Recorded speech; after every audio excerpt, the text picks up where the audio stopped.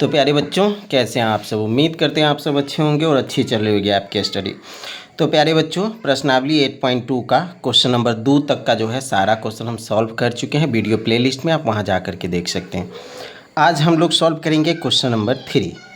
पढ़िए क्वेश्चन क्या कह रहा है। यदि tan a + b बराबर √3 और tan a - b बराबर 1/√3 हो तो 0 डिग्री से बड़ा होगा a + b का कोण, और यह बराबर होगा या फिर बड़ा होगा 90 डिग्री के, ठीक है ना। और a बड़ा होगा b के, तो a और b का मान निकालना है, ठीक है।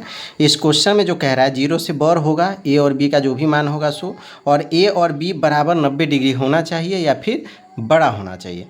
और a जो है हमेशा बड़ा होना चाहिए और b छोटा होना चाहिए। इस प्रश्न में a का मान जो होगा सो बड़ा होगा, b का जो मान होगा वो छोटा होगा।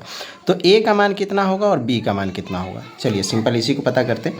सबसे पहले देखिए यहाँ पे tan a + b बराबर √3 दिया हुआ है। तो tan √3 किसका मान होता है आपको याद होगा। अब जैसे ही मैंने मान सारणी याद करवाया था, यानी कि tan a + b बराबर √3 है। तो tan √3 किसका मान होता है 60 डिग्री का, यानी कि यहाँ पे a + b बराबर 60 डिग्री, ठीक है। पहले प्रश्न में √3 का मान 60 डिग्री होता है, tan 60 का। इसके लिए हम a + b बराबर √60 डिग्री लिखें और इसको समीकरण 1 मान के चलते हैं, ठीक है।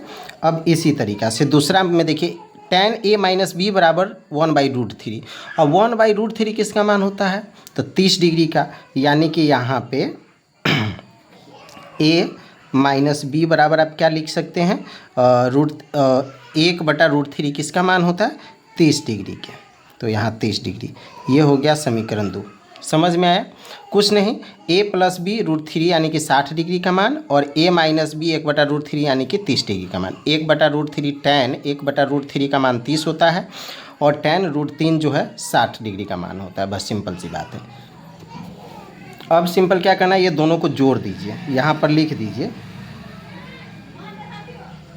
समीकरण 1 + 2 से, ठीक है। तो a + b + a - b बराबर 60 + 30, ये डिग्री में है, ओके। अब +b है -b है, तो a जोड़ दिए 2a हो गया, अब बराबर 60 + 30 90 डिग्री हो गया।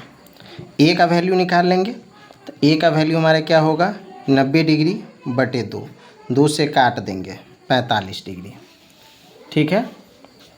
सिंपल जो है हमारा a का वैल्यू कितना हो गया 45 डिग्री, और a और b दोनों का निकालना था, अभी b का निकालना बचा हुआ है।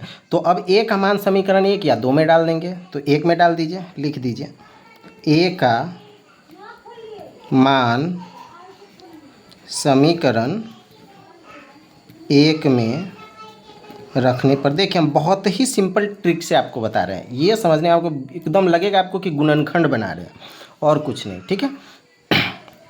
चलिए a का मान समीकरण 1 में रखना है, यानी कि a + b बराबर 60 डिग्री है।